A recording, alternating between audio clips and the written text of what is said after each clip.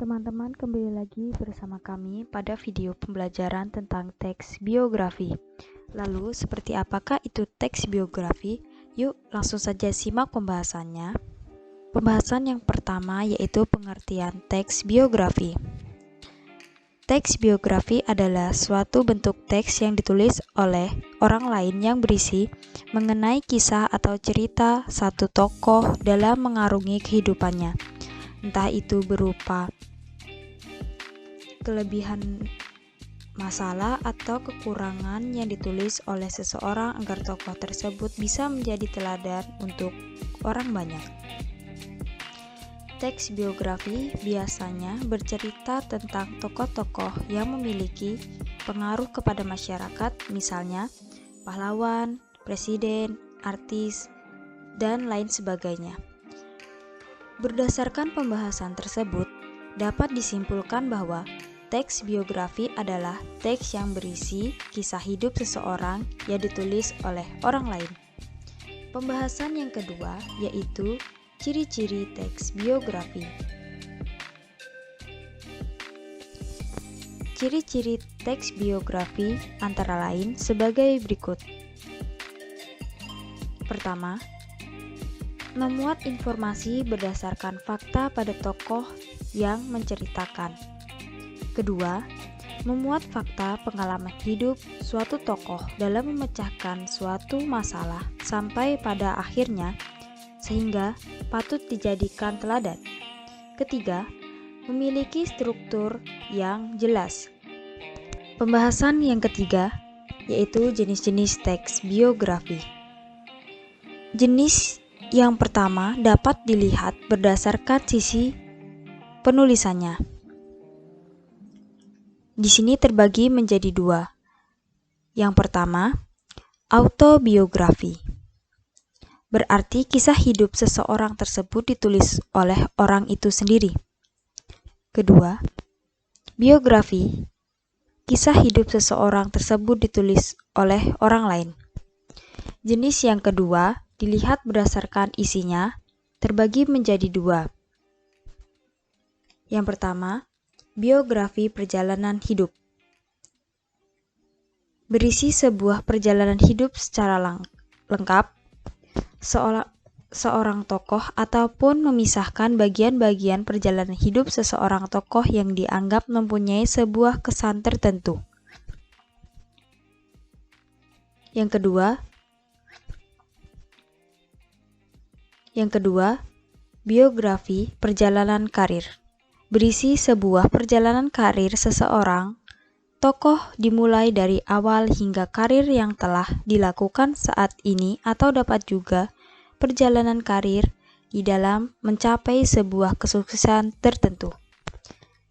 Jenis yang ketiga dilihat berdasarkan isinya, terbagi menjadi dua.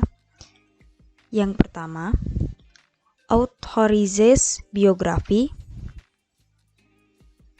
Maksudnya, penulisan teks biografi tersebut telah mendapat persetujuan atau pengetahuan tokoh yang akan diceritakan. Yang kedua, unauthorized biografi.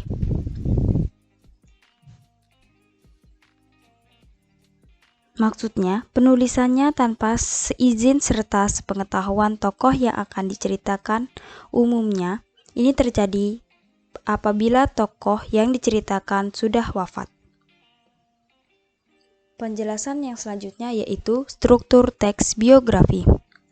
Struktur diantaranya sebagai berikut. Yang pertama yaitu orientasi. Berisi pengenalan seseorang tokoh dan gambaran awal dari tokoh yang sedang diceritakan.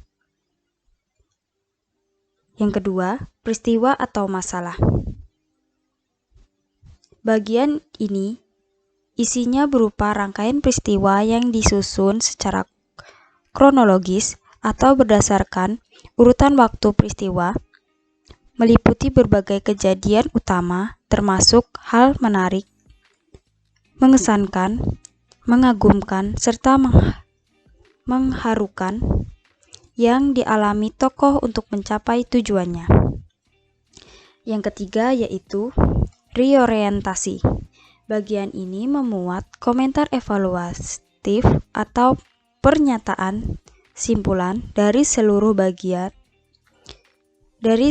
rangkaian peristiwa yang sudah diceritakan dalam teks. Namun, reorientasi ini bersifat opsional dalam teks biografi, artinya bisa ada, bisa tidak. Pembahasan yang terakhir yaitu kaidah kebahasaan teks biografi. Di sini terbagi menjadi 6. Yang pertama, teks biografi menggunakan pronomina atau kata ganti orang ketiga tunggal, contohnya ia, dia, atau beliau. Yang kedua, menggunakan kata kerja tindakan untuk menjelaskan peristiwa atau perbuatan fisik yang dilakukan oleh tokoh, contohnya belajar, membaca, berjalan, atau melempar. Yang ketiga, menggunakan kata deskriptif untuk memberikan informasi rinci tentang sifat-sifat tokoh, contohnya seperti jenius, rajin, atau ulet. Yang keempat, menggunakan kata kerja pasif untuk menjelaskan peristiwa yang dialami tokoh sebagai objek yang diceritakan. Salah satu ciri kata kerja pasif yaitu menggunakan imbuhan atau awalan D. Contohnya diberi, ditugaskan, atau dipilih. Yang kelima, menggunakan kata kerja mental dalam menggambarkan peran tokoh, contohnya yakni memahami, menyetujui, menginspirasi, atau mencintai. Dan yang terakhir, menggunakan kata sambung, kata depan, ataupun nominal yang berkaitan dengan urutan waktu, contohnya sebagai berikut: sebelum, sesudah, atau pada saat. Sekian dari pembahasan kami. Terima kasih.